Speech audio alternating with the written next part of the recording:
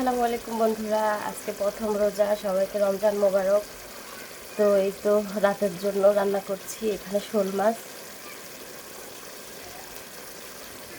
প্রত্যেক রোজাতে আসলে আমার সবসময় তাড়াতাড়ি রান্না করে ফেলি, কারণ দুপুরবেলা দেখা গেছে নামাজ কালাম পড়ে একটু কোরআন শরীফ পড়ি, আর বিকেলবেলায় ভাত তরকারি রান্নার ঝামেলা রাখি না। তো বিকেলবেলা শুধু ইফতারের ঝামেলাটা করা হয় আর কি।